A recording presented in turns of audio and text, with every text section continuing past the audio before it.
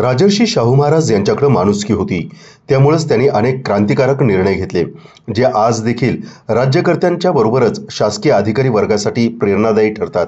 माणुसकी जपत देवाच्या पलीकडे गेलेले शाहू महाराज खऱ्या अर्थानं लोकराजा होते, असं प्रतिपादन ज्येष्ठ दिग्दर्शक जब्बार पटेल यांनी केलं. शाहू जयंती दिनी येथील शाहू छत्रपती मेमोरियल ट्रस्टतर्फे दिग्दर्शक जब्बार पटेल यांना शाहू पुरस्कारानं गौरवण्यात आलं. त्यावेळी ते बोलत होते. खासदार श्रीमंत शाहू छत्रपती महाराज यांच्या हस्ते त्यांना पुरस्कार प्रदान करण्यात आला. पालकमंत्री प्रकाश आंबेडकर अध्यक्षस्थानी होते. शाहूंच्या जीवनातील विविध पैलू उघडताना डॉक्टर पटेल म्हणाले, आजवर अनेक पुरस्कार मिळाले, पण शाहूंच्या नावाने मिळालेला पुरस्कार हा वेगळा उर्मी देणारा आहे. त्या काळात लोकशाही अस्तित्वात नसताना त्याच्याही पुढची मूल्य जपत शाहू महाराजांनी अनेक समाज सुधारणा केल्या.